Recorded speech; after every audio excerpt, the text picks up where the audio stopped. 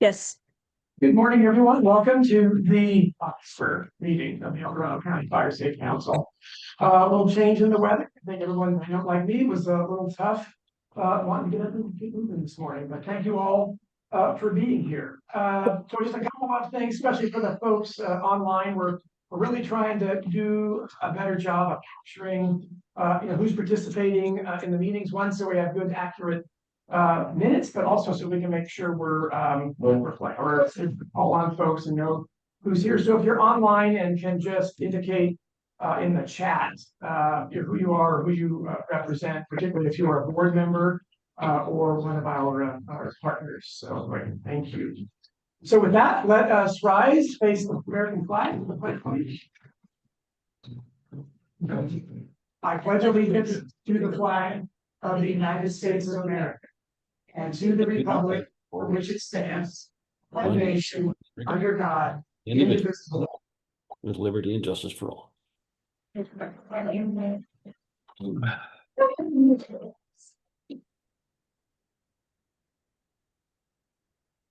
Right, first and front, item 4, our consent calendar. We've got 3 items on the consent calendar today: the meeting agenda for today, board meeting minutes from our September meeting, and bylaws section 14.04. This is our periodic update to Associate Fire Safe Council boundaries, and all 3 of those were in the board pack that was emailed out to the group. So any comments or questions on the consent calendar? Hearing and seeing none, all those in favor of approving the consent calendar signify by saying aye. Aye. Any opposition? Seeing, hearing, approved as presented. Thank you. Moving forward into new business, we have 2 action items on new business today. And I'm going to tee up both Janet and John to talk about that. Basically, they center around Title III, and we have heard from a number of folks over the course of the last year or so as we've been rolling out Title III funds, particularly for the green waste programs, that one, they're very popular, but also our annual $200 per council. I've heard a lot of feedback that it really isn't enough money for councils to be able to do mailers or other activities. So we weren't seeing all of the councils really being able to use that funding. And also getting lots of interest from councils to do things other than just green waste days, and maybe do some other things that are authorized under Title III. So we put together a policy that Tamara will highlight that talks about going forward how we would best utilize those funds. And then also what that did was we updated the reimbursement policy because there were some ties to Title III in that we needed to address amongst other things. So we'll be taking sort of this in 2 parts. But first and foremost, want to turn it over to Tamara to talk about the proposed Title III policy. So rather than having money go to specifically to green waste every year, since not all the fire safe councils do green waste days, and we've heard a lot from fire safe councils that they want to have more flexibility in where they spend the money. Your Zoom subscription or mailings to your people or whatever you want to actually do in your fire safe council, rather than prescribing where that money is spent. We talked about just having an annual amount of money that fire safe councils can apply for, and you can spend it upon whatever's within the Title III guidelines. In this case, that's where the money will be coming from, is Title III. So it can't just be for anything, unfortunately. It does have to be for items that fall under Title III because that's the funder restrictions. But it's pretty broad. It's pretty broad for outreach and education and green waste days and other things like that. So we just set up a process where by the end of each calendar year, we'll look at how much money we have to allocate to fire safe councils the following year, set an annual amount that fire safe councils can apply for, and then you can do whatever you want and need to do in your own fire safe council. So this year, we're looking ahead. We have Title III funding. Janet can go into this more, but we have enough Title III funding to cover the next 2 years. We don't know if we'll get any more Title III funding in the future, but at least for the next 2 years, we'll have enough money if we allocate $2,500 to each fire safe council annually. Process wise, you will need to apply for it. It just means and it's super easy. Just send me a itemized list of what you plan to spend the money on. I just need to confirm that that list fits within the Title III guidelines, and then you can spend it on what you want. Each year, it does need to be spent by December 31st. You do need to request reimbursement by the 5th of January. Hopefully, you won't be getting down to the December 31st wire. You'll be spending it sooner than that. But just to keep it moving and keep track of it and accountable, it does need to be spent by the 31st, and there's no rollover to the following year. And I'll send out reminders to everybody if you haven't allocated, given me your list of where you want to spend the money and allocated it. I'll send a reminder to you, because I know for me, I always forgot about the $200 a year. I would forget to ask for it. Maybe other people have done that too. So we want to make sure that this money is going to the fire safe councils, that you're spending it where it matters in your own community to do the things that you feel is best for outreach into your community. Yes, and so for new councils, we'll continue with the $500 setup cost or setup allocation for new councils. That's what it is now. And then new councils will, no matter at what point in the year new councils are formed, they can request and receive their $500. They'll be eligible for the larger funding allocation at the beginning of the following calendar year. So if you became a new council in June, you get your $500, and then starting in January the following year, you can apply for the Title III allocation, which in this case, this year will be $2,500. Or I'm sorry, 2026 will be $2,500. And just to make it clear, the new council amount of $500 still has to be for Title III approved items. And generally what new councils are using that for is for their fictitious name statement, their whatever they need to get their bank statement open. And those kinds of, and probably some new flyers, but it still must comply with Title III. And currently we have, as of today, $193,000, a little over $193,000 in Title III funds remaining. And it is unclear at this point if we're going to get any additional Title III funding. We don't know what the new federal budget is, and the site has not indicated that there's any more money coming. So we're just kind of watching that. But as of today, $193,000. Yeah, and I just want to mention too, assuming or kind of anticipating that we won't get Title III beyond what we have now, we're always looking at other ways to kind of fund this into the future. I mean, one way it could potentially be funded is through the indirect fees that we charge. So in the past, we haven't always charged the full amount of indirect to our grants, but we have been charging the full amount allowed to our grants since I got involved a couple of years ago, which ranges between 12 and 15%. And the idea is that that percentage funds the administrative costs, but hopefully will fund money that we can put back out to the individual fire safe councils to do the work that you do in your community, or that we do in our community, since I'm a fire safe council too. Okay, I'll open up to questions. Chris?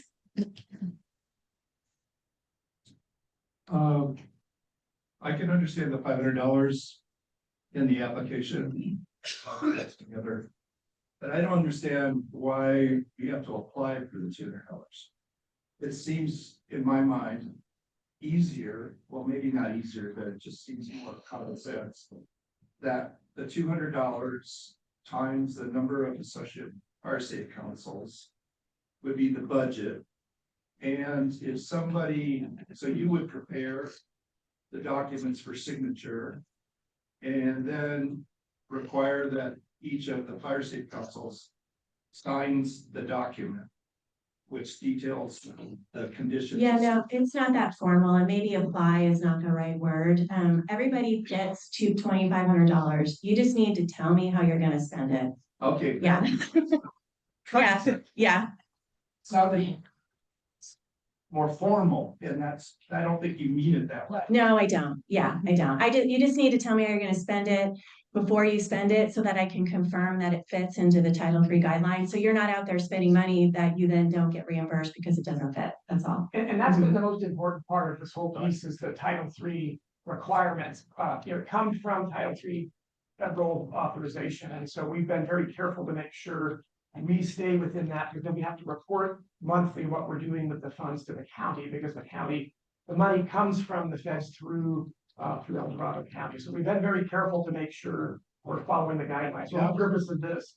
So what we did do is update the guideline.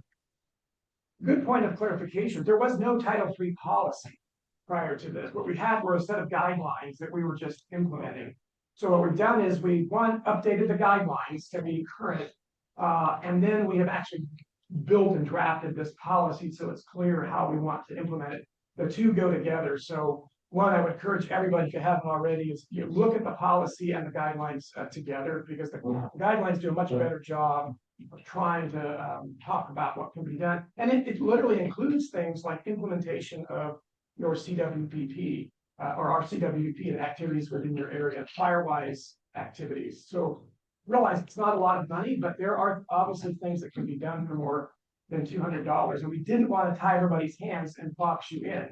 This isn't a competition either between countless. Tanya Cameron said, you're all entitled to $2,500. We just didn't know how you're going to spend it so we can report it accurately. David? Okay, I'm confused. I hear 200, I hear. Yeah, well, don't listen to Chris. It's $2,500. So it's $500 for new councils and $2,500 for existing councils. But that's just for 2026. Every year, the e-board will propose an amount based on what's in the fund by October, I think, or November of each year. And then the full board will vote on what the amount should be for the following year. But of course, you can't give more money than we have. So I can still apply for 2,500, assuming we didn't realize to do it for our events we've been putting on. No, this is for 2026. It's only for 2020. Yeah, starting January 1st, 2026. So we're talking about it now so that you have time to go, well, because it's October. Is it October? Yeah. I know, it feels like November, October. You have time to go back to your councils and discuss how you want to spend your $2,500. Like I know for my fire safety council, we're doing our planning for 2026 in our November meeting, because we don't usually meet in December. And it's great when you're starting those conversations to know that you've got $2,500 to spend on, think big. What can you do with that $2,500 that you've been wanting to do? Okay, 2,500, 2026. I'll try to Yes, hold on to that. 2025, or 2,500, 2026, yes. Okay, so we have Lester online. Yeah, I had a question that's on the guidelines, I guess. One of the items in there that's allowable is the creation and distribution of videos, and then that deal with FireWise and fire safe education, and there's some other elements that are education related. For us, the distribution is through our website, and so I just wanted to confirm that website expenses are not allowed, because it seemed like it was, I don't know otherwise how we would be distributing those videos. Let me check on that. I'll get back to you, Lester. I don't know the answer to that, but I will check and respond to everybody on that. Okay, thank you very much. Okay. First and foremost. Good. It's on? Yeah.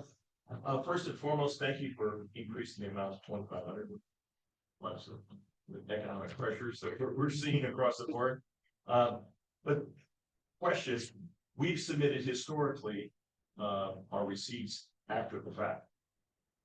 is that the process that we're gonna continue, or do we put a proposal together in advance? It's both. Yeah, it's actually both. So you do need to, and you know, let me just clarify, you don't have to say how you're gonna spend the $2,500 all at once. You can do it throughout the year. I need like a month to turn it around, or, you know, a couple weeks at least to turn it around. But what you do need to do before you spend any money, at least if you want to make sure you're gonna get reimbursed, is send me what you're gonna spend the money on. Yeah, just literally like a spreadsheet with the expenses and a little description of what it's for. And then you spend the money and then you request reimbursement. Attached to this, and we'll be speaking next to, is the reimbursement policy, but the policy of the EDC FSC is that we only reimburse. We do not advance. Got it. Thank you. Ernie, go ahead. Did you have a comment, Ernie? There's the other. Karen. Good morning, Grizzly Top Fire City Council. I'd like to make a couple of comments for the board to consider. Under this title 24 that we're working with, funding allocations, guidelines, and so on.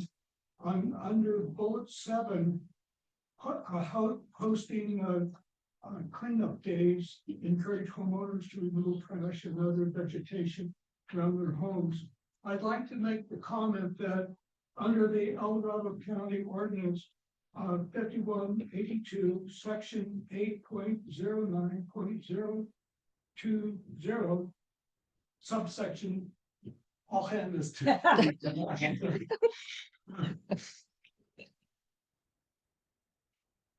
under section A and B findings,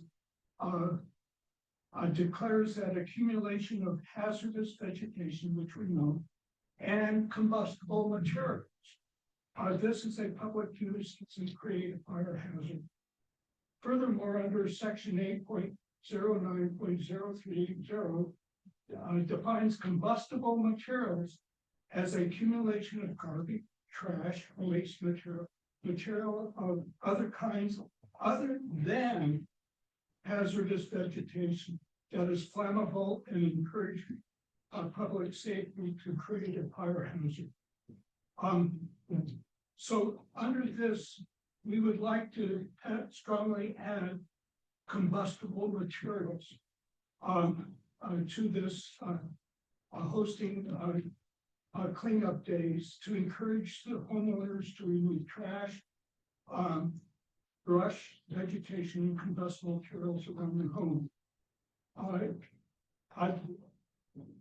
Another for us to use dumpsters to clean up around to make it safe for firefighters to go in, access the fire as well as the homes for safety reasons. So Ernie, I know this has come up because I know it's come up in my fire state council too, for sure.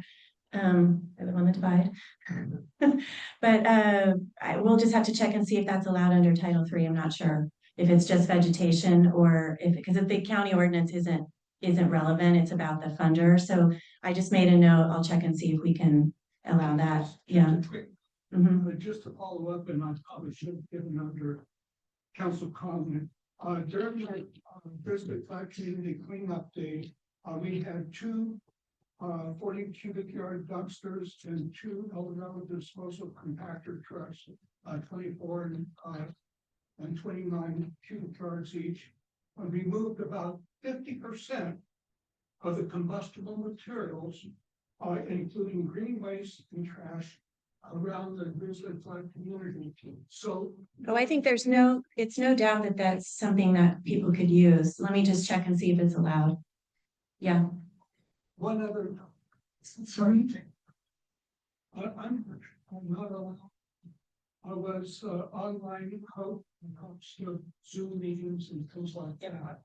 Oh, it's not allowed? Strongly haven't considered because in Grizzly Flag community, our council can only meet half of the year. The other half, because of the storm conditions, snow and so on, our council members cannot attend face-to-face meetings, so I'd like to see Zoom being included. Well, I mean, as I said before, it's about the funder, so we're, so let's check, but we specifically know they don't allow it, yeah. Right, this one for. Yeah, okay, so they don't, but it's a good point, I think all of us probably have Zoom subscriptions for our fire city councils, I know I do, so, we'll have to figure it out, yeah. Well, and Mhm. keep in mind, some of these guidelines have been evolving over the years. When Title III first came forward, it came prior to the pandemic, and so the need for all of these kinds of things wasn't there. So if Title III is reauthorized, we'll definitely continue to work on what's been updated. We literally checked the website as late as yesterday afternoon, and the program hasn't been reauthorized, but all of these things could be updated, so we'll definitely stay on that. Can't do others Yeah. either. Okay, yeah, someone's been waiting to see it for. Okay, go ahead, Aswan.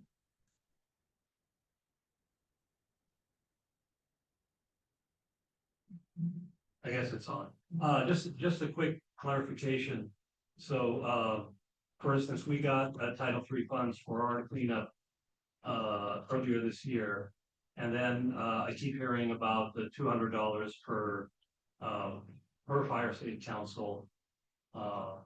So is that all gonna be merged together next year? Yes. Yes, yes. Yes, it will all be merged into one. But as a reminder, there's still your $200 for this year, so if you haven't requested it, for stuff you've already done this year, ask for your $200. So, so that would be separate from what we got reimbursed for our dumpster day. Yes. The $200, okay, Yes, thank you. Cameron, also, it says under the not allowed, you cannot use it, the funds for website development or ongoing costs. So there's no website that can be used, it can't be used for Zoom, can't be used for Teams. Internet services. Yeah, internet services. yeah, that's a bummer. That was Lester's. Yeah, that was last year's question. Thanks for checking that. Yeah. Okay. Well, I wanted to see if there's anybody before I came back to Chris. Go ahead.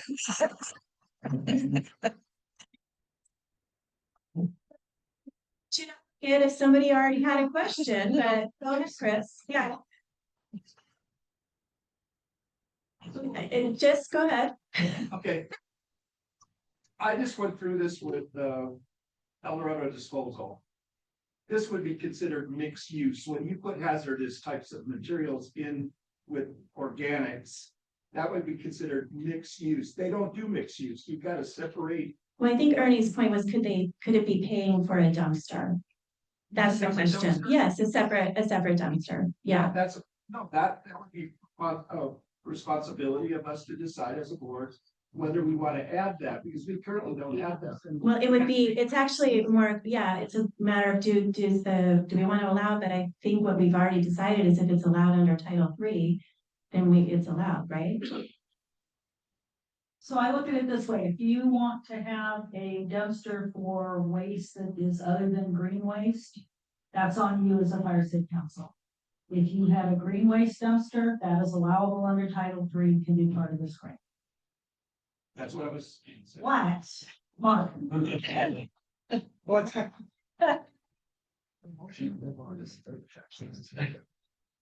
So, not meaning to complicate this, but during our community cleanup, Leone Meadows was the one that arranged for the dumpsters and the trash pickup trucks. They paid for it. They wouldn't tell us what they paid because it's what they do for our community. But they were not able to secure a separate green waste dumpster, so we did this commingling. And the El Dorado disposal guys were right there. You know, Okay, well, you might just want to stop right there.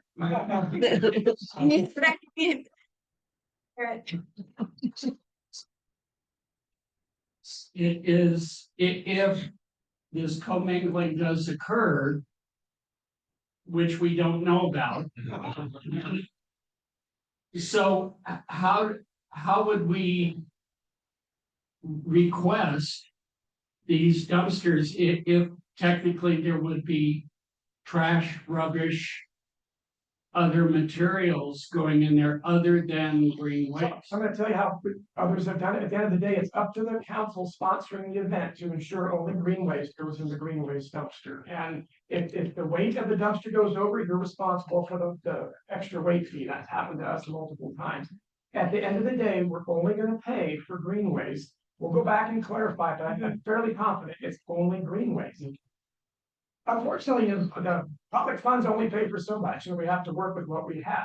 Does not prevent any of you from, out of fire state council for your own fund, paying for a separate trash dumpster, which many do, because oftentimes, as everyone's saying, trash, all that comes in with it, but we're only gonna be able to pay for green waste. That's this. So Hassan's had his hand up. So just for quick reference, just because we on our own set up our November Green Waste Day. El Dorado Disposal has a maximum of a 30-yard dumpster for green waste. And they charge $620 roughly. And then a mixed use 40-yarder was over 1,000.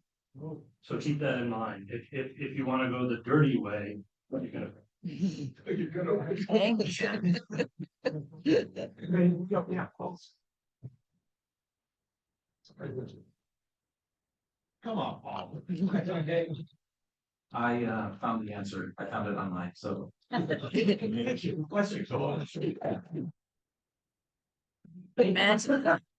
want to be in front of Chris, so. These are all really good issues being brought up. We're constricted right now by Title III, but in the future, you know, we're pulling from our indirect to fund this program. We won't be as restricted. So if something comes up for you that's important, that does not fall under the Title III guidelines, it still would be great to let me know so that we can take that into consideration when we're, you know, looking at this program each year.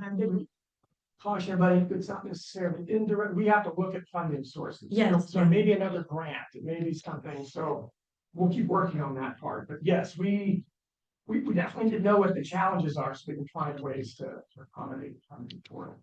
Yeah, and in fact, you know, this whole thing really came out of I had heard from a few fire safe councils that wanted more flexibility in how the Title III funds were being spent. So that's where it even came from the beginning, was because several fire safe councils had expressed that as a need.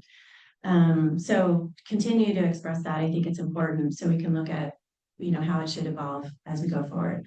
But for 2026, the e-board is proposing $2,500 out of Title III funding for calendar year 2026. So we have a policy presented for action. Any further comment before we put that to a vote? Are we gonna vote on both or separate? Separate, there's two separate action items. So this right now is we are proposing the new policy, the new Title III Title III policy, Article 24, which is Title III Associated Fire Safe Council Grant Policy discussed. Yeah, so I move for the vote. I'll second. Okay, moved by you, second by David. Why is my mind so blank? All those in favor signify by saying aye. Aye. Any opposition? All right, thank you. Motion passed. Okay, second item related to this, the proposed policy update article. Who's next to me out there? Guidance. I believe that's 17, the reimbursement policy. This is an update to the existing policy. Janet. So the policy that currently exists, tried to marry up the Title III among other funding sources in the policy on how reimbursements were going to be handled. So when we decided to go this way with having a Title III grant program, we looked at the reimbursement policy and said that there was stuff in there that didn't need to be in there. So this reimbursement policy is cleaned up strictly to say we reimburse, we don't advance. When you have your item you want reimbursed from whatever funding source it is, you will submit a reimbursement form. Reimbursement forms received by the 5th of the month will be reimbursed by that month. generally by this meeting of that month.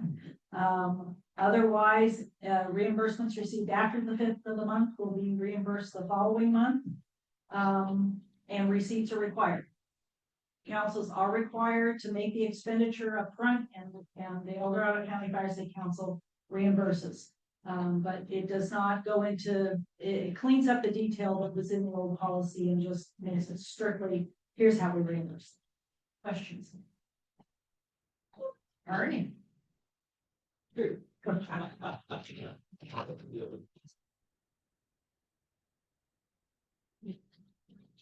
Sorry to bring this up again. Food for thought, which you're discussing now, the reimbursement. If TAMA approves our budget for Title III, is there a way that she communicates to you that yes, this is acceptable or not acceptable?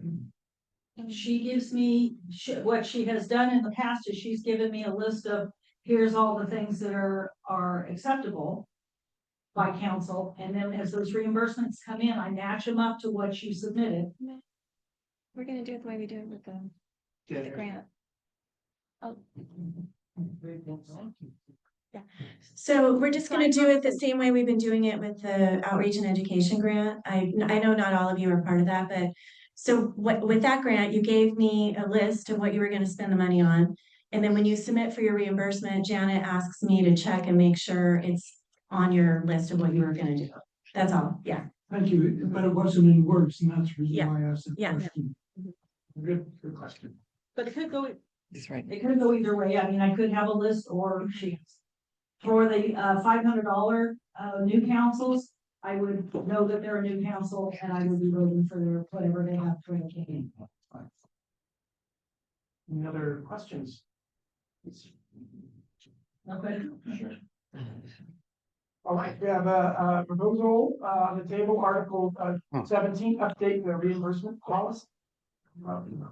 we have a hand, Lester. Lester, sorry, Lester. I was curious on for reimbursements, because it's happened in our council. An individual may purchase something, submit the request for reimbursement, and then since they paid for it, the reimbursement would go directly to them. So it's not going necessarily through either the board member, but rather the individual that had the actual expense, correct? Reimbursements can be made to the council member who actually made the initial purchase, but you should be recording in your financial statements that those expenses occurred, and that they are an expense of the Fire Safe Council.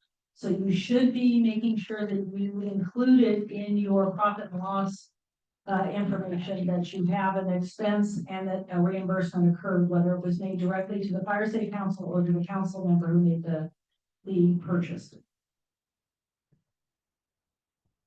Okay, thanks.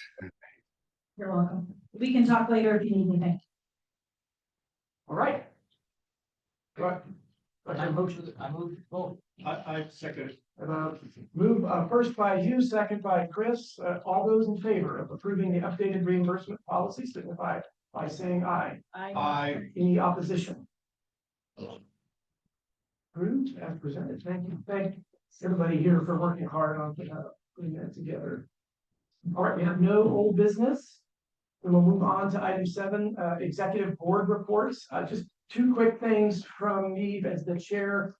I mentioned it at last month's meeting. I want to just remind everybody that what's coming, and we'll have a formal presentation for you all to look at in November. Is this memorandum of understanding we talked about between the Fire Safe Council and El Dorado County. As we know, we've done a lot of work over the last several years in this relationship, not only with the Office of Wildfire Preparedness, but with all of our partners that we coordinate with every day. The MOU is really making sure that in years down the road, when there's new people in all of the jobs that we're doing, that it's clear as to what our relationship is, that the Fire Safe Council has standing membership in different groups and organizations, and again, we're all in agreement to these things now, but we want to make sure that, going forward, everybody truly understands the value of the partnership And then it's in writing so that we have something, all of us to refer back to. An MOU is not binding, it's merely, it's a document that we usually agree to, but it does not bind any of the parties to anything. It's just, again, a reminder to all of us of the relationship that we have. So the Tanya can talk more about it when she gives the OWABA report, but it'll be coming from the county to the Fire Safe Council, and we will get that out to everybody prior to next month's meeting. So you have a chance to look at that, and we'll put it with the board. And then lastly, for me, the State Fire Safe Council is having their internal workshop, their annual workshop they do for their staff. They've asked to come out to El Dorado County and kick some dirt with folks on the ground and see what we do out here, because they've heard a lot about the work that you're all doing out on the ground. And they don't have a lot of time, but they want to come through. So we're putting together just a short discussion with them on October 29th. We'll show them some activities on the ground. We'll talk about our programs. They can meet the partners, and then we want to have some open dialogue with them about good things going on with the programs, our county coordinator program that we have with between the county and the Fire Safe Council, but also where maybe some of the challenges are that we want to make sure they hear about, particularly with some of our grant activities with the council and some of the cumbersome nature of some of the fiscal processes. So and maybe learn a little bit more about where things are going. Just a heads up that that'll be on October 29th. So with that, I'll turn it over to Chris. I'll turn over to Dorothy, but Chris Richards. I think this is appropriate. I just wanted to comment. I went through my packet, the board packet, and I noted in here under consent calendar this morning, and you ran this effectively. We all voted on it, but the intent was to identify that it was the agenda, the minutes of 9/17, and also the bylaws section, which was the approval of the Associate Fire Safe Council boundary changes. And I just wanted to say that I appreciated all of the fire safe councils, the 8 of them that were listed in the information for doing what they're doing, because this is exactly the way we're gonna make El Dorado County complete.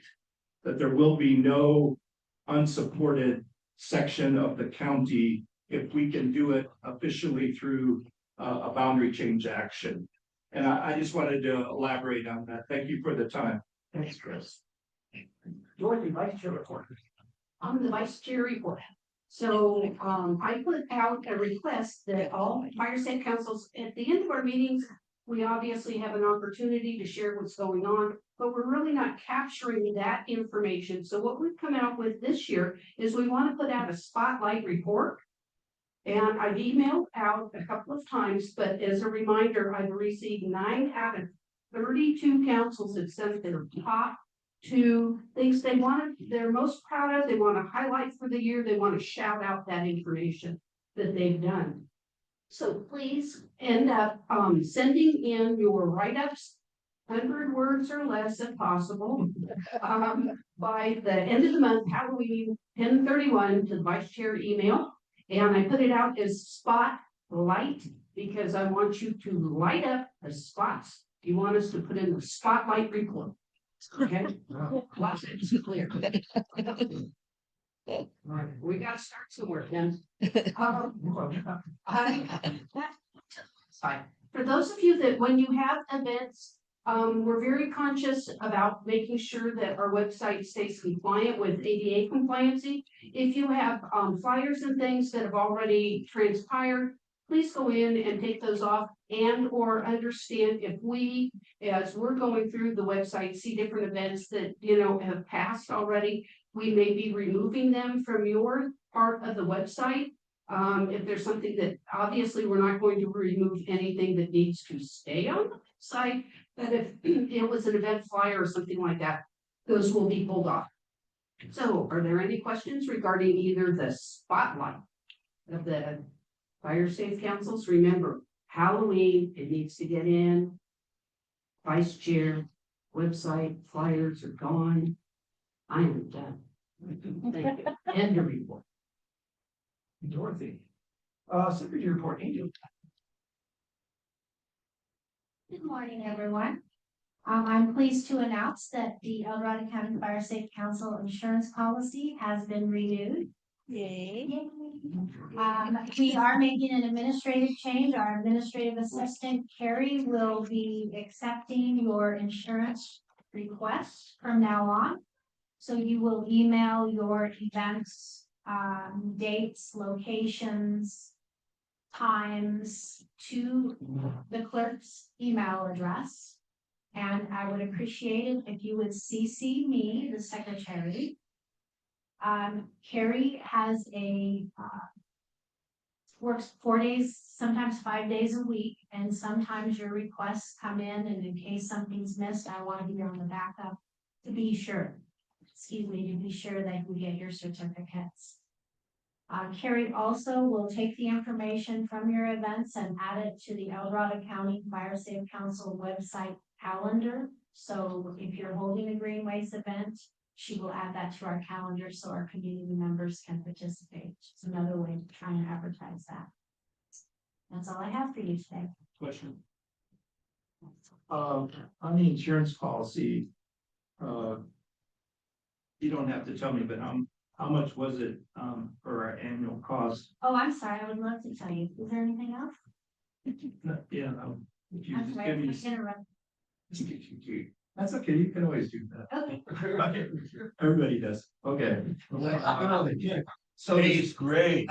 The second part of it is, we have an E and O, don't we? In terms of, we have, in terms of our board, because if we don't have E and O, that's something that the board should either have already discussed and decided we don't have it needed, or we might add it. And I don't even know if it's available. I tried to get some, and I couldn't get it. Just wasn't available through my broker. So it's not a loaded question or anything. I may not know. Yeah. The insurance policy was budgeted for $16,000 and it came in at 16,248. So it was close. And I predict that it will be 17 or 18 next year. We do have what's called a D&O, a director and officer insurance policy for anything that we may need Excellent. Thank you. to be covered on. Excellent. Paul?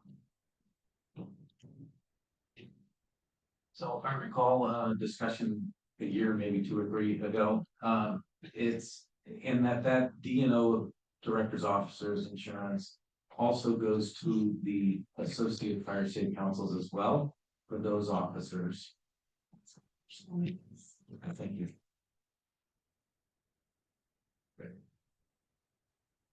All right. Thank you, Rachel.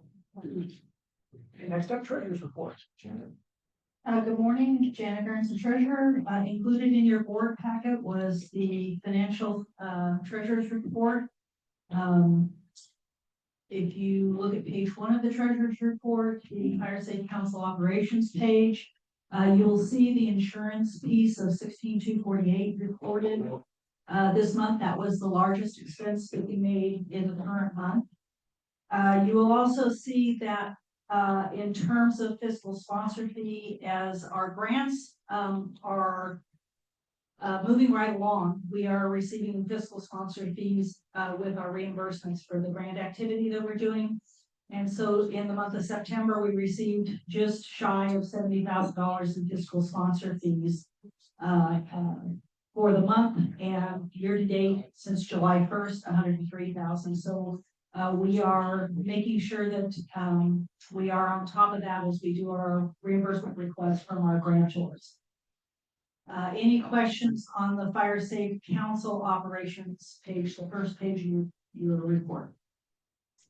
Seeing none, moving to the second page, which is our grant activity. This page is going to change pretty significantly here within the next month. By the first of the year, it will look significantly different. Both of the Stevens Authority grants are coming to an end. We should have our final billings in for those this month.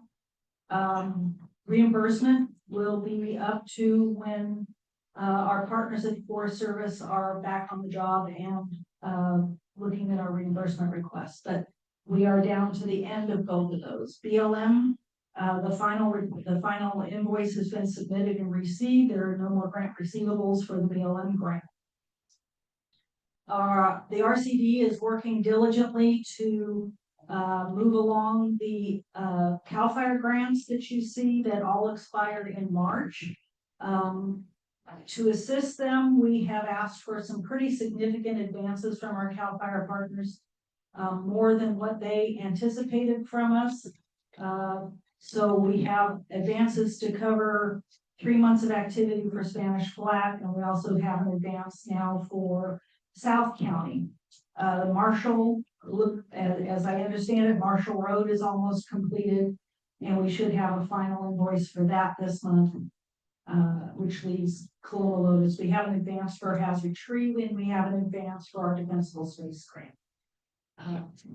We received in October, you'll see next month, we did receive the final payment for the California Fire Safe Council D-Space grant. So we finally closed that out. That was submitted in January, and we just received that this month.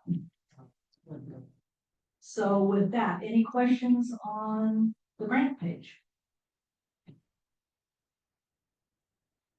Hearing none. Janet's presented the treasurer's report. Any comments on the treasurer's report? Right, all those in favor of approving the report as presented, signify by saying aye. Aye.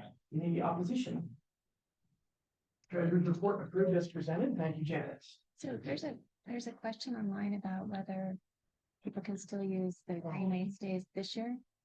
So the green waste discussion generated a question online about the $3,000 that we had allocated for this last year's green waste program. That ended August 31st. Yeah. So if you haven't spent all the money on that, haven't adjudicated all of that with Janet, do so ASAP, so that no additional expenditures are authorized under that. We're basically going to roll that money back into the pot so we can reallocate it back out to everybody under this new plan. And one final item for the treasurer's report is that we have initiated our annual audit. All of your profit and losses were submitted to our auditor for her review, and don't be surprised if I come to you asking for information on activity that you did during the 24-25 fiscal year. Do we ever do this? That was 23-24. Every year, Mark, every year. So thank you. Okay, moving on to partners reports. I know that a lot of folks, our partners are unable to be with us today. I'm just going to go through the roster here, double checking that there's no one from BLM here or online. Again, I don't see CAL FIRE here or online.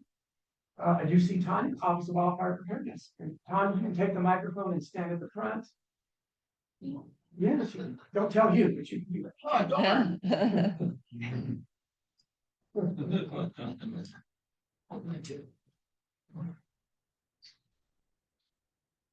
Hey, good morning, Tanya Harlow from Office of Wildfire Preparedness and Resilience. I do want to just touch really quick on the MOU that Ken mentioned. The county has really recognized, obviously, the threat of wildfire in this county, and so they were really committed to developing and creating and maintaining fire adapted communities, and that is coordinating. And obviously, a large part of that coordination is the Fire Safe Council. So the county really wanted to make sure that that relationship that we have with the Fire Safe Council is kind of formalized, so that, like Ken mentioned, no matter who's involved or who's in leadership, this relationship is kind of just put down in writing because it is really important. So the county has agreed to do a number of different things to support the Fire Safe Council, including keeping the Fire Safe Council a standing member on the coordination group and in all of our working groups that we have, and then also supporting you with GIS services and all the things that we do now. And we just want to make sure that we keep doing that. We completed our quarterly report for the third quarter of the year. And just to highlight our inspection numbers, We have done 223, so this is from July 1st to September 30th. We've done 223 proactive inspections, 154 complaint inspections, and 86 real estate inspections for a total of 463. So I just want to point out that that's more than 200 more from our first quarter and more than 100 more than our second quarter. So with our new inspectors on board, we really are getting out there and doing a lot of inspections, just touching a lot of parcels. So it's going really well. Weber Creek, we had, today is the third day of an assessor's training. They are actually in the field today, but it's the same training, the same qualified entities training that CAL FIRE, that you guys do with CAL FIRE. It's the home hardening and defensible space assessment program. So CAL FIRE is back out here training our inspectors to do these assessments for the Weber Creek program and also the home hardening. So it's really home hardening heavy, which I know a lot of you would be happy about, and you know what that training is like. So our inspectors got that training, as well as what was really great was a lot of our partners sent inspectors to do the training as well. So El Dorado Hills had people there doing the training, Garden Valley and CAL FIRE sent some inspectors also. So everybody's getting really good home hardening defensible space training. And California Fire Safe Council. So I am, as we all know, the county coordinator for California Fire Safe Council. They've asked me to speak next week for the regional county coordinator meeting, and it's quarterly, and they want me to talk about how we did our CWPP in this county. So obviously we did it with the Fire Safe Council, so I will be talking a lot about that process and bragging about it. And then in November, they asked me to speak at the California Fire Safe Council Conference, which is their statewide Fire Safe Council conference that they have once a year. And I will be talking about this county coordinator program and how we do things in El Dorado County, how we do it the best. That's pretty much what I'll talk about. So I think that's it for me. Oh, no.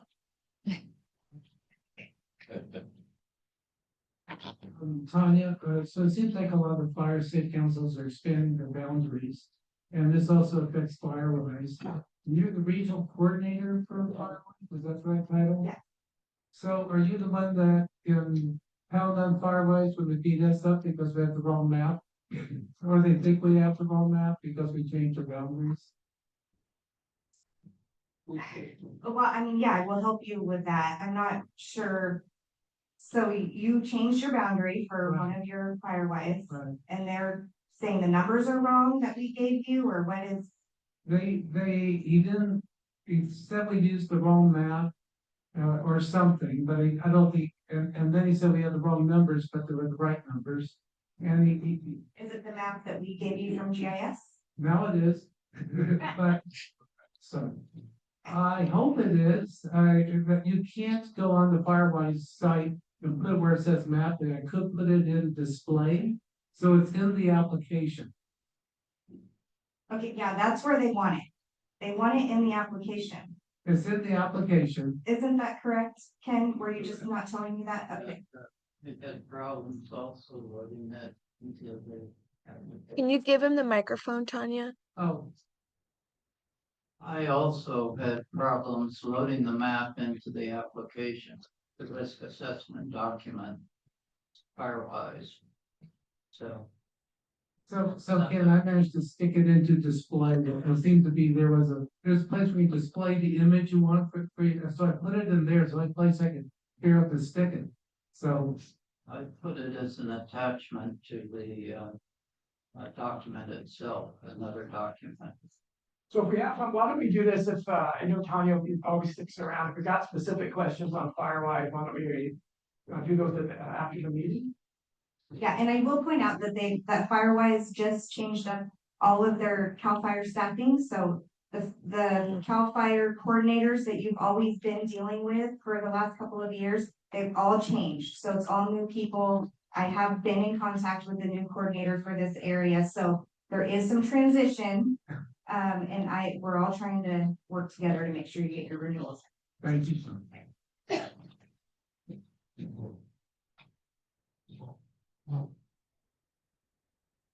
This is more a general comment, and I think it needs clarity and brevity for all the associate fire safe councils.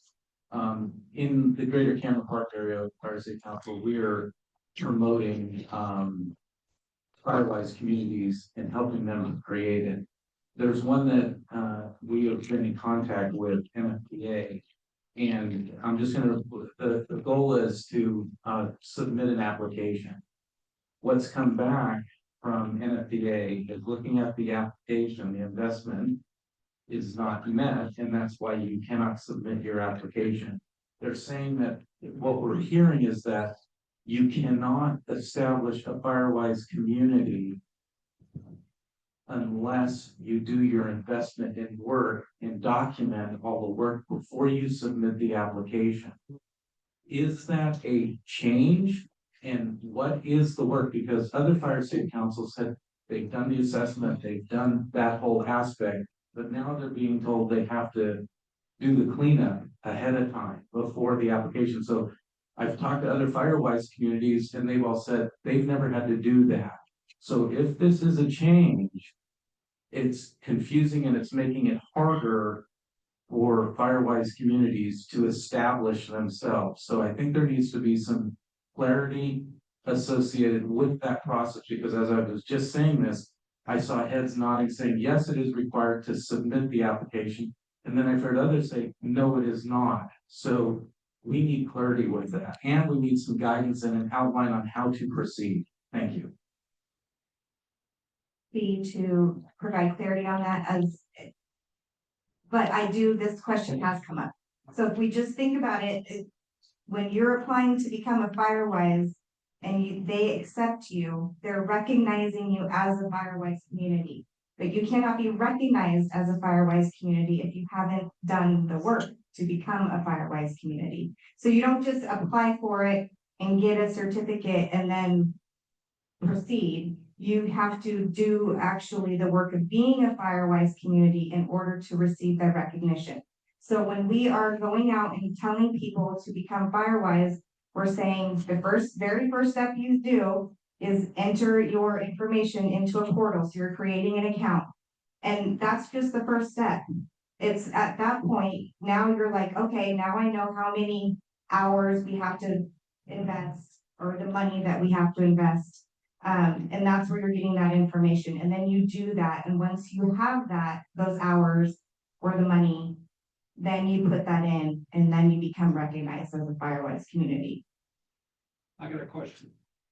So I hear the words going back and forth, and they're kind of the same words, but they have different meaning. In this case, the word is work.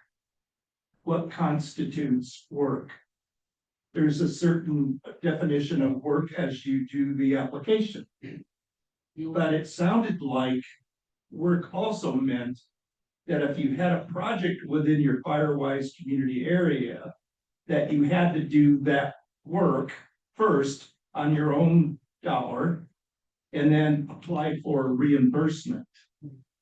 So I just trying to, so what I know, I'm not dive into a Firewise workshop today. So I think what I'm hearing is there's some questions that we need to answer. Yes. And Tommy's agreed that she's going to do that.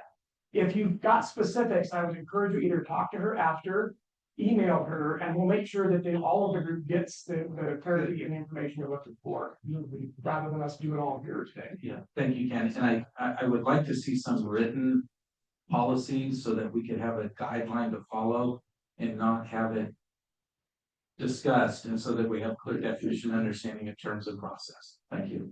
Thanks, Paul. Thanks, Paul. All right, I spoke with Chief Cordero yesterday. He's got a commitment today, so we don't have a fire chief's report. Anyone representing the fire prevention officers? Good morning, Chief. I got to move out. No, turn it off. Yeah. There you go. Good morning, Chairman Bell, off the board, Dustin Hall representing the Colorado County Fire Prevention Officers. Just for a brief update, most of the agencies within the county have done most of the work and completed the 2025 adoption process. The ED 130 that was required done by the end of September, September 30th. But any agency that had not had that completed before on October 1st day, they only had to take the base code. So a lot of staff members, a lot of agency representatives were fielding on that to get that completed.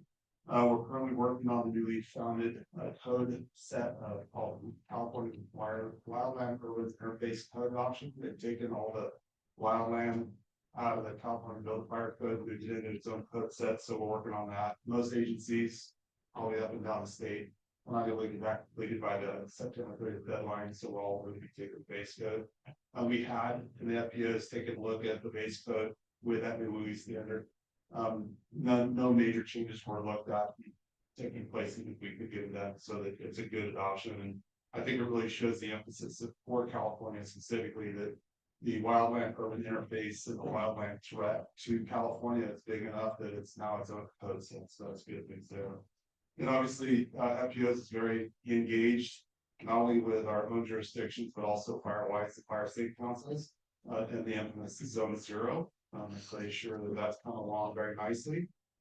Those are looking to be going into place 2026 for the 3-year implementation for the existing homes. We're engaged in our own public as well as the groups. So a lot of great work's been going on. Before I any questions from you. Any questions for Chief Paul? Thank you. Thanks, Dustin. All right, I'm looking. I don't see Eldorado National Forest in the room or online. I can tell you offline, we've been having lots of conversation, and the fire staff's been very engaged, even despite the challenges with the shutdown. So kudos to them. Courtney Jackson, RCD. Morning, Courtney. Good morning, Courtney Jackson with the Resource Conservation District. Thank you, Ken. I just wanted to report on some of the projects. As Janet has reported on already, the Stevens Authority projects have wrapped up and final reporting is being submitted. The Column Lotus project, our expansion areas have been identified and flagged, and a bid has gone out for a contractor. They're due today. The Mosquito EFRT, we're working on that. Operation should begin this week. Marshall Road is complete, as Janet talked about earlier. And the Cabin Tracks project, the hazardous tree removal along Highway 50, tree felling has begun in Bryant Creek tract this week. Other operations are ongoing, and we look forward to continuing to partner with CAL FIRE and Forest Service when we return. So thank you so much. Thank you, Courtney. Questions for? Awesome, thank you. Hey, I talked to Eric yesterday. He has conflict, so no SMUD report today. I'm not seeing Mike Webb or Jeff on today. Move on. I did speak with Matt Morici yesterday, but I don't see him. Any other OES rep on today? And then I think a reclamation, probably in the same. Oh, here you are. Seriously.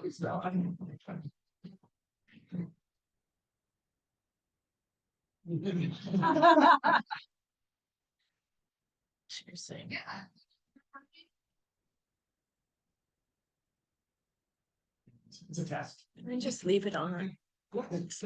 Try to leave these on, see what happens. If we don't get any feedback, we're good. Let's just leave mics on so we don't have to.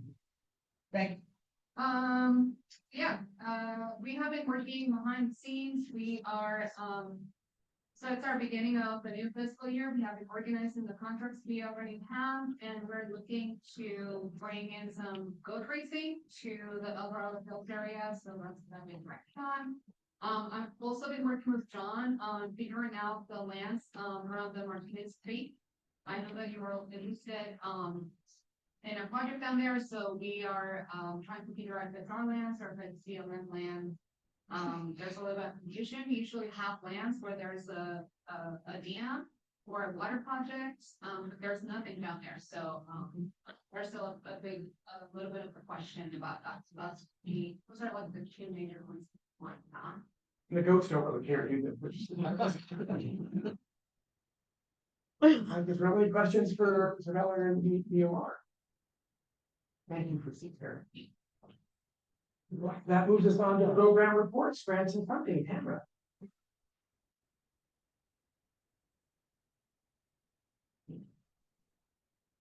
I Okay. don't know if you have to use that. We have a microphone on my computer. So I still don't have any word on the advance for the California Fire Safe Council grant. I have another call with our program officer tomorrow. I may get more information or I may not. I don't think anything's happening right now with the shutdown because the funding for that grant actually comes from the Forest Service. So until that's resolved, I don't anticipate we'll get any money, but it's not like we've gotten it to this point anyway. So what the e-board did vote to do in the most recent e-board meeting was to reimburse everybody who had submitted a reimbursement request kind of after the cutoff earlier in the year. So if you were one of those reimbursements kind of left hanging, you should be getting a check next, what is it? Next month, yeah. But do not spend any more. You really won't get reimbursed this time until we get the advance. Let's see, we've finished out, South County finished out their PG&E grant. That was $100,000 for fuel reduction. So Lester submitted that final report. So congratulations to them for finishing out that grant. As Janet said, we're finishing out all the Stevens Authority grants. They ended September 30th. It's a big old chunk of grants that are having final reports on that. And as long as also with the BLM grant for the Kelsey area finished up September 30th. I think I talked about the decline ones last time. We're still waiting to hear. We have outstanding, waiting to hear the BLM Forest and Woodlands Resource Management Grant. We requested 1.5 million to do the NEPA work and implementation work up on the BLM lands in the Divide area. We are still waiting to hear on the National Forest Foundation grant. That was $70,000 to support the project coordination working group. I don't know when we're going to hear about CAL FIRE, but probably not for a little while. And then the final thing is, I mentioned the AIM COCO capacity building grant that was coming up at our last meeting. So we will be applying for around $75,000 to build capacity for the volunteer home assessment program. So including program manager hours, we've been doing a really great job at ramping up assessments, but that requires a lot of work on the part of staff. So we'll be adding program manager hours to build that capacity, applying for stipends, and then also developing an outreach program to reach out to homeowners to sign up for the program. And also to support training for new volunteers in the spring, and also a pilot program, a pilot training program for contractors in the area. So I think that's all I have going on right now. Oh, and then this month is the CAL FIRE report month, quarterly report month, which is always fun. We have a bunch of CAL FIRE grants. And AQD. AQD. And AQD, yeah. Actually, you're off the hook on this question. I know Janet was waiting for a question on the treasurer's report, so. When it comes to the new reimbursements for the previous expenses for the California Fire Safe Council education grant, I want to make sure that I'm doing this correctly. So when it comes time to do the P&L, I'm going to be listing those as reimbursements from a previous year. Is that correct? Correct. Okay, that was it. Oh, thank you. Bravo, he's got I said it. Excellent.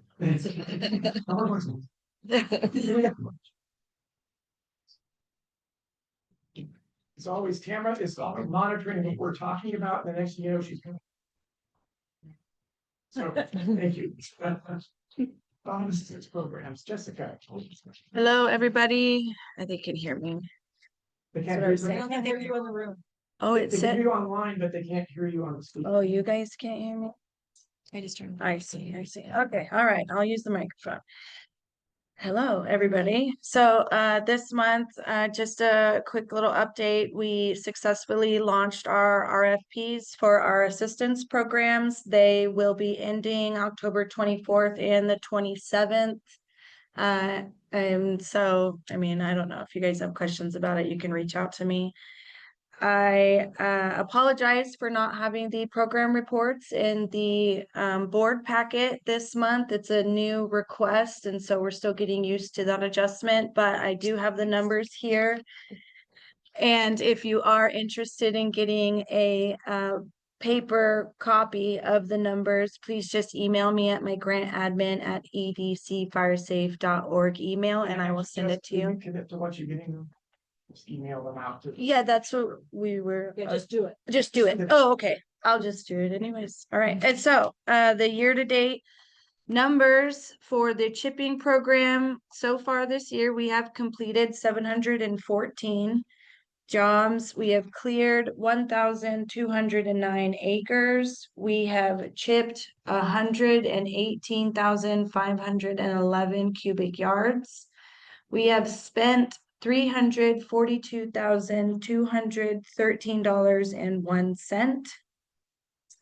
For defensible space, we have evaluated 492 new parcels. We have cleared 467. The average cost per parcel is $1,306, and the total cost that we've spent is $656,847.03. Out of those 467 parcels we have cleared, 113 of them have been veterans. 424 of them have been seniors. 114 of them have been low income, and 128 of them have been disabled residents. For our hazardous tree program, we have completed 141 parcels. We've identified 641 trees. We've cut 491 trees. The average tree cost is $372.64. Last month, you guys wanted to know the average job cost, so I changed that number and I added that in there. So the average job cost, including the assessments fees, but not the homeowner portion, just what the EDCFSC is responsible for, is $1,945.36. And the total amount we've spent this year is $285,481.50. I was matching the checks. I was right. Yeah. Does anybody have any questions pertaining to the programs? David?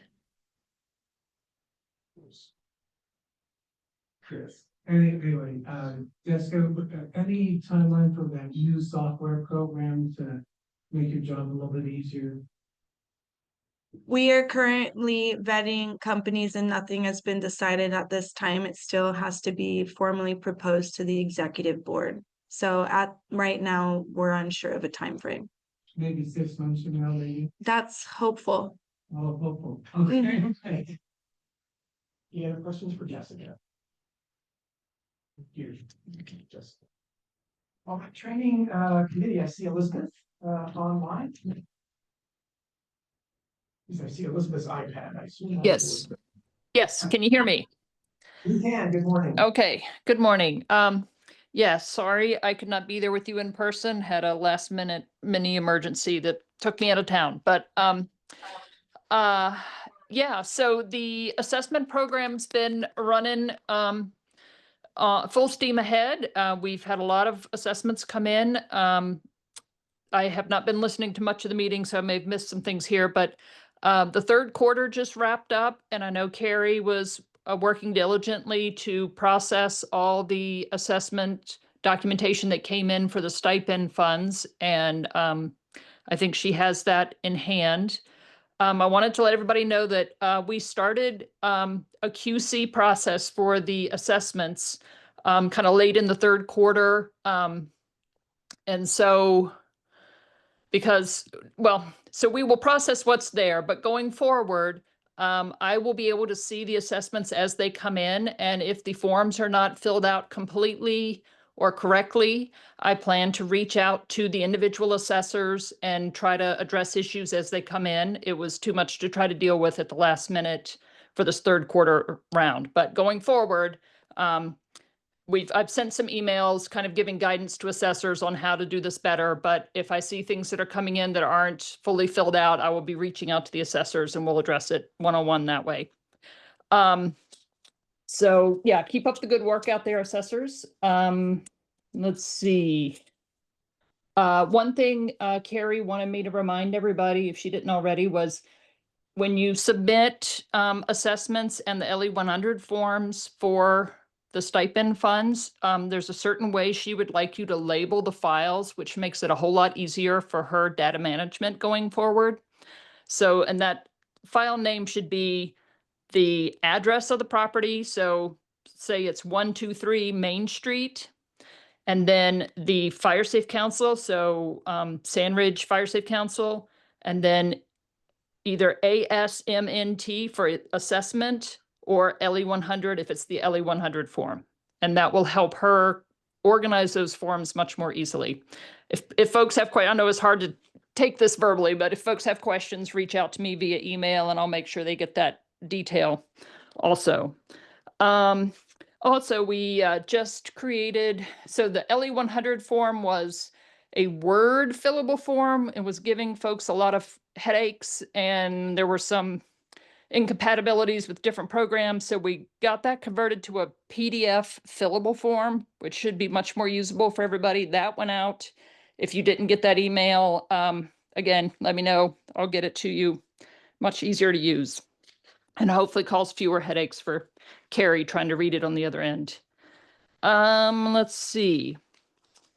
And the last thing on the the main Fire Safe Council website, now there is a form. So if you're having an event, either in your Fire Safe Council or if you're running, home and garden show or some outside event, and you want a sign-up sheet for folks that might be interested in getting assessments, there's a form on the website that you can download that has all the information that we need.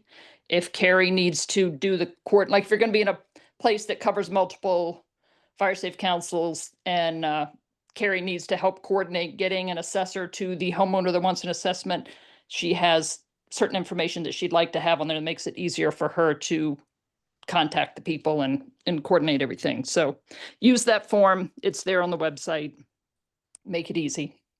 And I guess the final thing is, I believe, Angel can correct me if I'm wrong, but I believe in November for the Brown Bag Series, the assessment program has signed up for a slot. So we are hoping to either use that time for a Zone Zero update, if that ever grinds to some kind of conclusion, or we will use it for other assessment related discussion.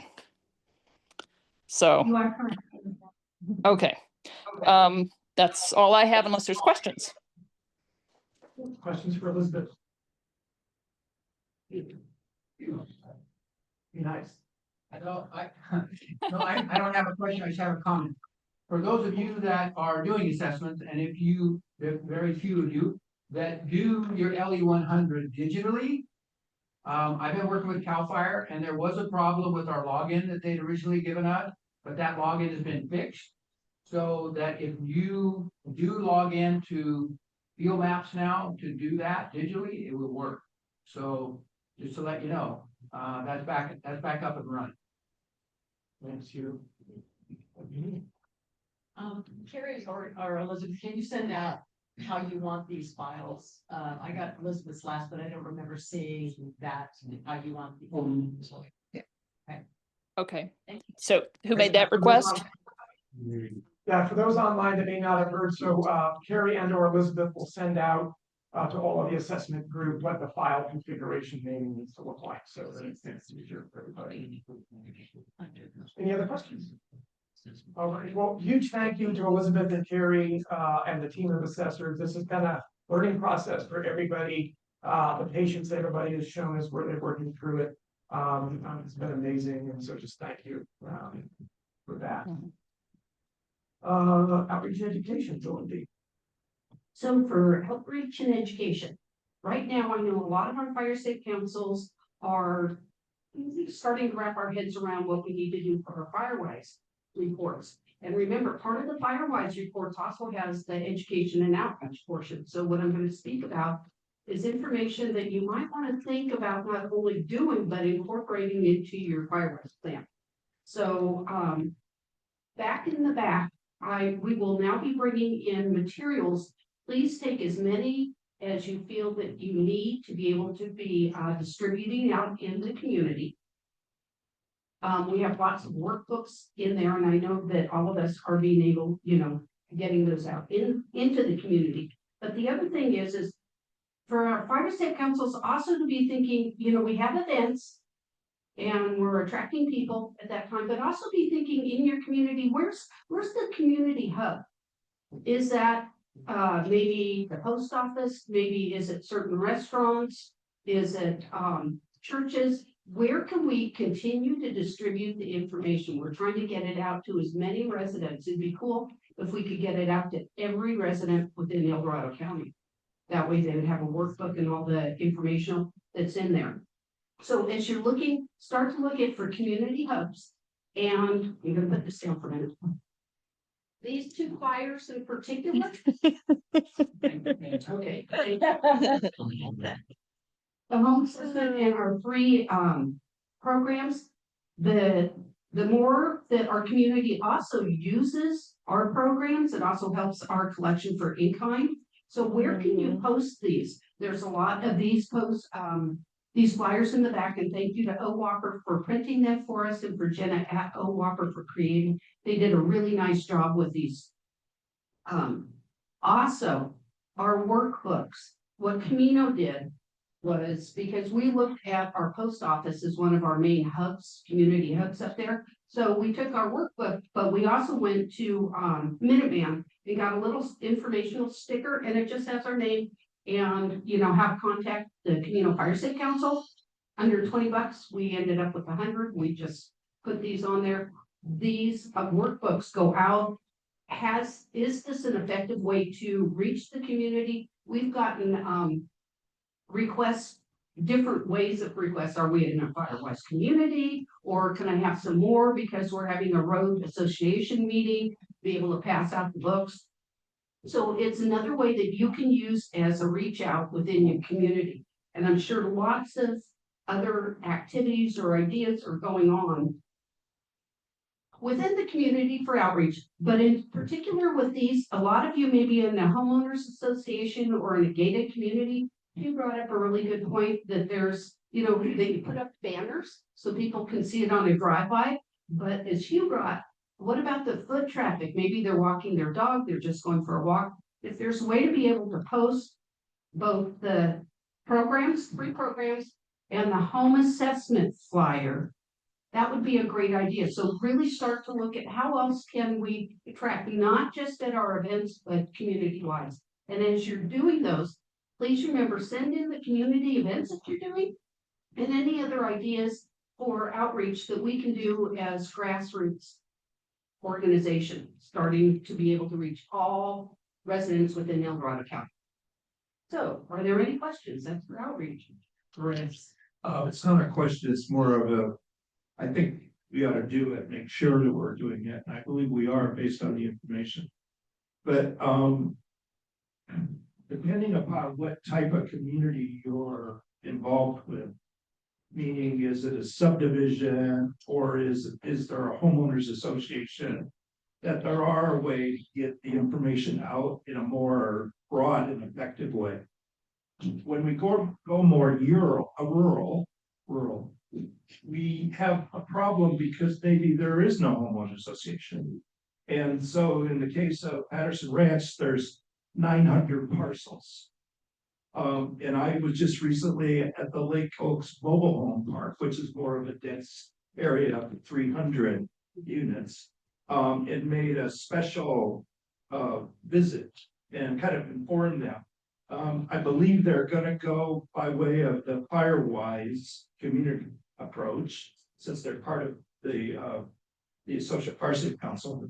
And in my mind, then, and I do have a sign when you come into the area, the 900 parcels, with contact information. So at the very first level, I believe that's what you should do. The next level comes to what you're kind of talking about. What more can you do to get the word out? Do you have a kiosk or something where? So anyway, I wanted to prompt you to hopefully respond to what I had just commented on. Chris, all those are great ideas. And some of us are in communities that maybe we don't have the luxury of being able to put up a banner or something like that. But the idea is look in your community. We live there. We know what it's about. We know how to put out information. But I think sometimes we get locked into the events. So we will always be having flyers in the back and workbooks in the back. Here at the Legion Hall, we'll keep those available. But today in particular, we have a vast amount of information back in the back. Please take as much or all of it so we can. It doesn't do us any good if it's sitting on the shelf in a box. So we're trying to push it out. Yep. Yes, Bruce. Good morning, Dorothy. Good morning. In an effort to preach to the choir, because you and I have already had a robust conversation about this. This is for everybody else. We are in the planning stages of hopefully shortly having a combined Fire Safe Council meeting between Camino, Rancho del Sol, or Jim. And well, if there's somebody else in the neighborhood who wants to join us, it could be fun because, hey, we're having pizza. So we're going to go to a pizza parlor in the community, and he, the owner, has graciously made his place available for us to go and meet. But the purpose of the thing is to get the boards together to talk about exactly what you're addressing, which is how can we combine our efforts to communicate to the public and get the word out. So I'm hoping that if we bring more brains into the room, we'll get more ideas. And I'm looking forward to making that happen, but I just wanted to share that with everybody. Thank you. Thank you, Bruce, for bringing that up. And any other, Hassan?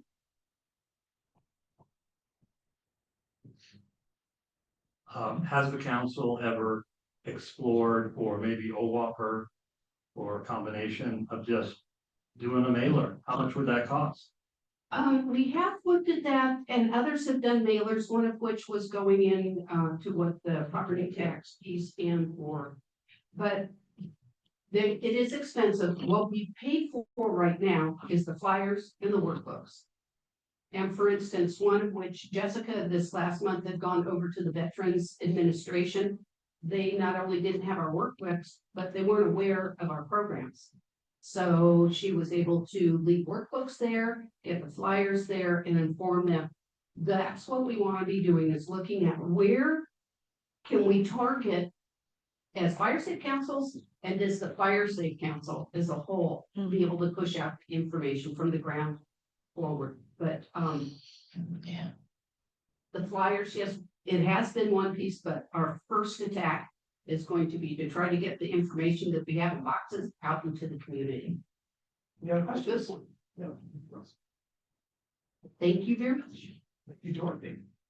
Next up, item 10, community council reports. So the roundtable on what's going on around the Fire Safe Council network. Please share what's happening.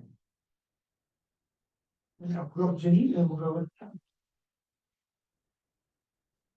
Okay, we had a successful, not so successful Greenways Days because people did dump all of their trash into these things. And fortunately, we caught them doing it, so it wasn't so bad.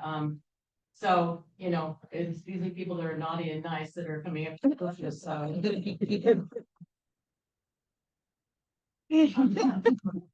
These guys chop.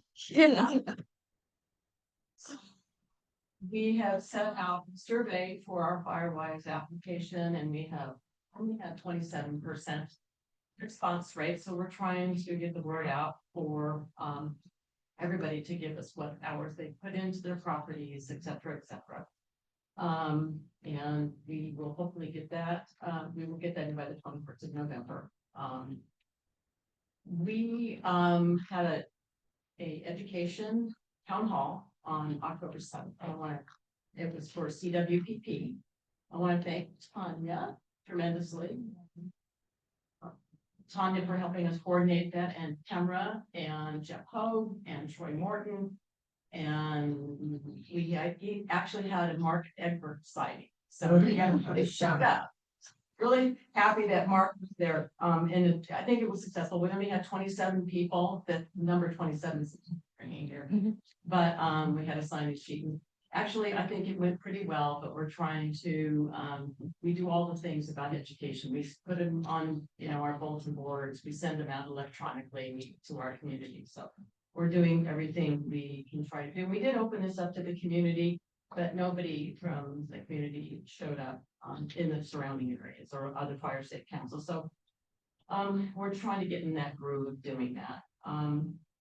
I think we did 3 assessments in September. I don't think I got that information to carry yet. And so our other 2 assessors are not sending them to me electronically. So we're meeting next week. So I will make sure that that gets into me and I will send it on to you, Carrie, with the appropriate way that you want it sent to you. And that's it. Awesome, thank you. I got Bob Town.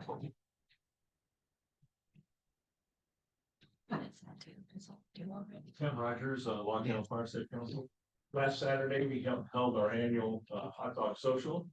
Those that attended had a great time. We handed out workworks flyers that were well received. And attendance was off a little bit this year, and we're working on ways to better promote for next year. We're already taking part, but really good community day. So that's all. Thank you. Thank you, Ken. Others? What's on?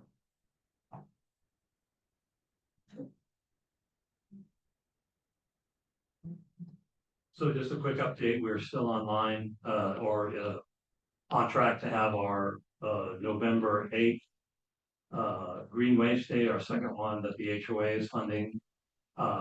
And then also on Halloween, or actually the weekend before, the HOA has what they call a trunk and treat event for the local kids at our lodge, and Les will be doing informational trunk there. We'll see how that goes.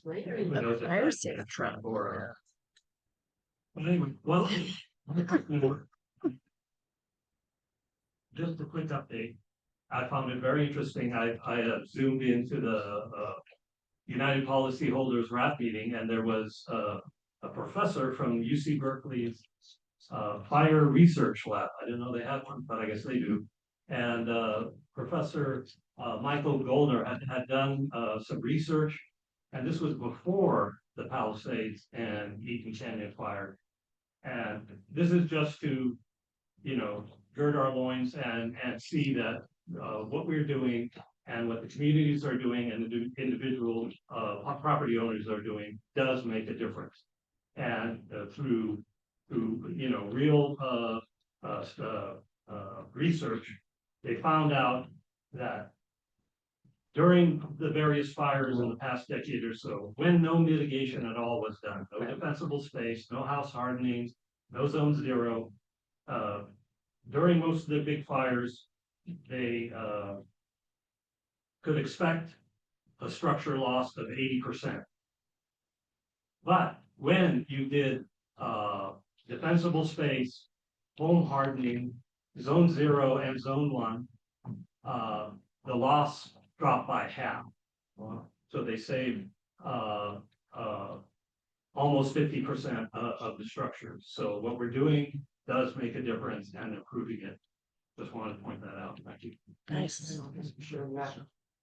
Hassan, you brought up a really unique idea of, Halloween and trunk or treat. What we have, and I apologize for this, didn't think ahead of time on this, is we have a box of pencils that say Fire State Council.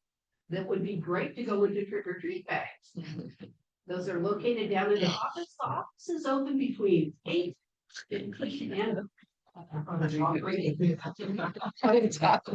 My kids would be pissed. Yeah. I'm not bringing my kids to those ones. That's. Get our name. All the time. Yeah. Tape it to a chocolate bar. Yeah. It's you. So. Denise Romanek with Sandridge Fire Safe Council. Just a quick update that we are going to have our annual picnic and fundraiser on October 26th. So we're in the process of getting speakers, hoping to have hopefully we're hoping somebody from the CERT program will come and talk about that. Anyway, if anybody would like to join us or volunteer to speak, that would be great. Thank you. Thank you. Now, folks can identify what council they're with. Paul, Greater Cameron Park Area Fire Safe Council, and on the 31st, we will be participating in the Cameron Park Shingle Springs Cameron Park Chamber of Commerce trunk or treat at Burke's Junction. And It's so small. oh yeah, my next comment is going to be if you have pencils, be they chocolate, crayons would be preferred, but absolutely, I think we would want to get as much material as we can and put it in bags. So small. In Diamond Springs, we have been working with the sheriff's office to do an evacuation exercise. We've asked them for a 6-month lead time. Last year we tried to start doing it, but the lead time was too short. Later this month, we will be working on an evacuation exercise, which is tops of the pops of the concerns of our folks. Just another side, my session this afternoon on the strategic plan, a lot of the topics we talked about today, we'll be talking about in more depth of how we can develop and nurture a lot of things we've been talking about today, so please stick around. David. Thanks to Diamond Springs Fire Safe Council and Denise Sweeney. Placerville Fire Safe Council got to do an event at Home Depot where Denise works. And it was delightful. The kids were adorable. They really knew how to do their projects. And then after they did the project, they'd come over to see us. But the project came first. It was really, really fun. But Dorothy pointed out something. Home Depot is disappointed because none of the fire, tribal, Alvarado, none of them showed up and they thought they had them. And apparently Dorothy is the way we can coordinate that. Maybe Dorothy can explain that. Maybe it's a no longer function. I'm not sure what it is, but tell us how to make sure we have fire and Forest Service and Smokey and everyone, tribal, everyone show up. Well, thank you, David. It's bringing the information, whether it's here, but also sending it to Tanya because Tanya cheering that we have the public outreach working group that meets monthly, different agencies that are there, and we're trying to coordinate. That one slipped by us, but it's something that we need to look at as one of the events that we, at least the Fire Safe Councils to be there because for home hardening and defensible space, they're a major supplier of equipment that people purchase through them. So, and we can pass out pencils there too. Well, and point of order, Dorothy did secure a barbecue from Home Depot as a donation for the fair last year. So. Any others? You, Texas Hill. Hugh Council, Texas Hill Fire Safe Council. I don't really have a report for Texas Hill, but I'm hoping that Tanya can help me because my memory's not that great. Just the last couple of days, we met here on the Weather Creek project with CAL FIRE. And CAL FIRE mentioned, I think it's next week, that Home Depot, CAL FIRE is gonna have an event at Home Depot here in town. Anybody else know about that? Yeah, so, I suggested that whoever's getting involved would get a hold of Denise, because she works there from Diamond Spring. Because I personally, I don't think that they're really, Home Depot itself is all that set up and great for that event. They're gonna need some help from some folks, not us necessarily, but just let you know that CAL FIRE's got an event there coming up in the week, this next week. Do you want to say anything, Todd? Yeah. We have to stay back there. Use the podium. I'd say we're back here anyway. Yes, so we did hear that. So CAL FIRE Sacramento, CAL FIRE was here doing the training, and so they said that they're gonna be at Placerville Home Depot doing a home hardening event to showcase their new home hardening aisle. And so I immediately said, can you please let me know when that's going to be so I can loop in the public outreach committee? And they said they didn't know and they just got notice of it too. So point being, like Dorothy and Hugh said, if you hear of anything that is happening in this sort of, scope that we're all living in, make sure you let one of us know so that we can get you the support that you need. We want to push ourselves into we're crashing everyone's party is what we're doing. So just let us know, and that way we can get the support there from all the agencies, us, you guys, at all the different things happening in our community. So Looking around, news. See anyone online? Awesome reports, thank you. And then item 11, public. You need public comment for a bit of order not already discussed.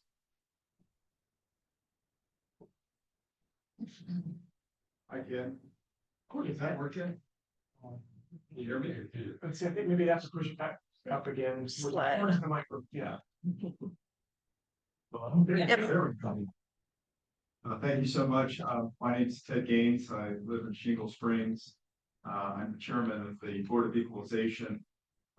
We've had a couple, I've organized a couple of all-day seminars on the wildfire insurance crisis in the state of California. And I just want to thank you for all the things that the fire safety councils are doing.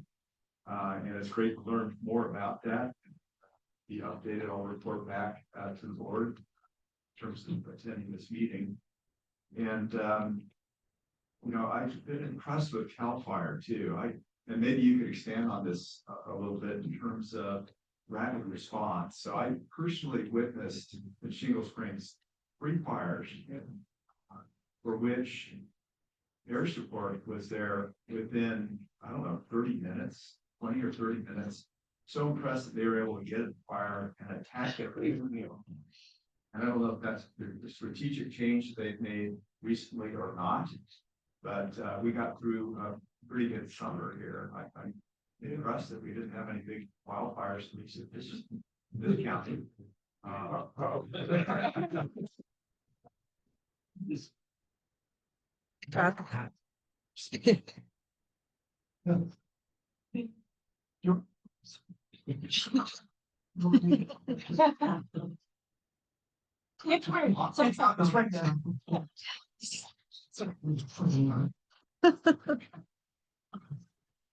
Change in policy, Ken, CAL FIRE. No, I think first of all, I don't like to buff CAL FIRE too much because it goes through their head. So what we do around the state, certainly in El Dorado County with fire protection with our fire districts, CAL FIRE, Forest Service, and lots of other partners.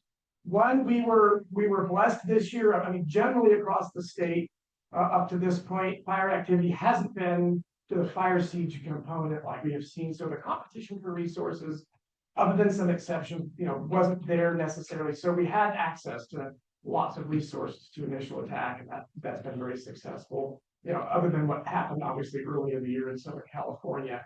But more resources are coming online. We are again fortunate here that we are within a less than 10-minute flight time of McAllen air attack base, and now as C-130s and other large aircraft are coming online, I mean, we're just fortunate. We 5 to 10 minutes, we get almost, if they're available, we get almost every aviation asset. And it's just a combined, really renewed effort to be aggressive in that initial attack. And I think it's all of the above. And I think it's more aggressive, but it's also just, we've just got a partnership where everybody's throwing everything down. Yeah, well, it's very encouraging in terms of what you're doing, to hear about the parcels, the 400 parcels you've gone after. It's good to see that progress. So continue your great efforts, and I'll keep praying for no fire. Thank you. Any other public comment? Chris?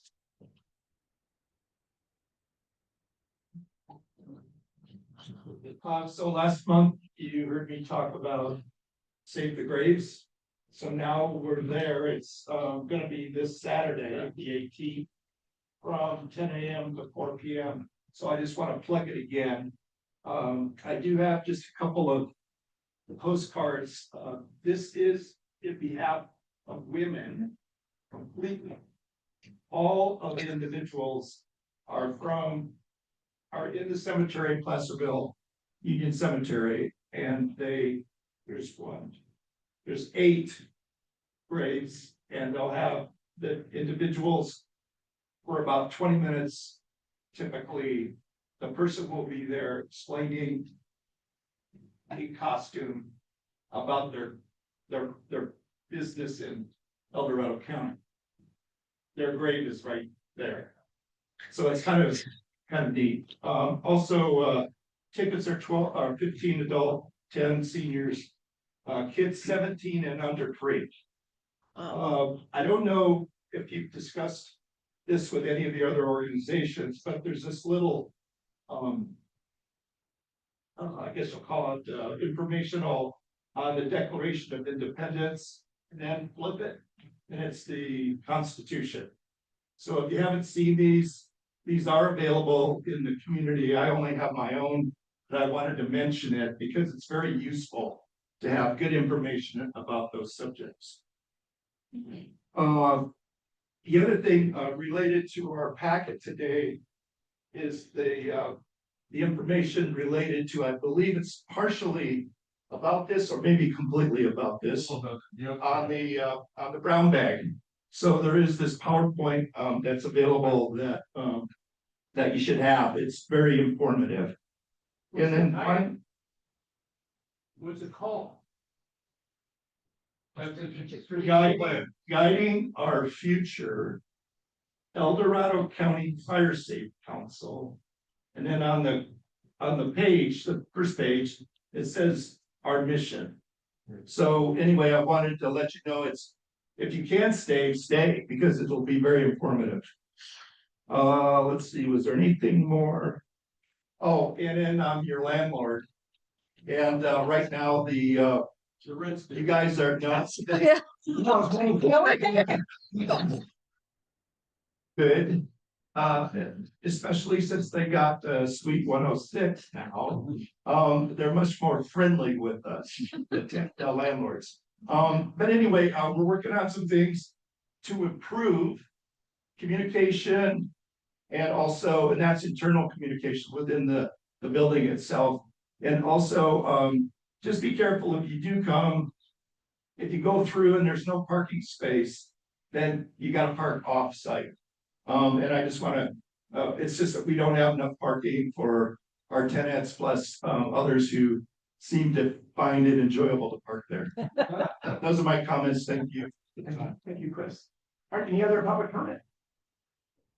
Well, as Chris teed up, this afternoon's brown bag session is on the Rowan County Fire Safe Council strategic plan. I do really encourage everyone that can stay to stay. I'm just looking at the time. If Paul is good with this, then we start that at 11:45. Absolutely. Perfect. And for those online, it will be the same Zoom link.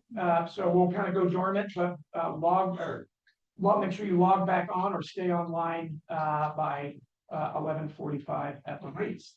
Our next meeting is November 19th. With that, have a great week and weekend. Meeting adjourned. Thank you, Dan. Well,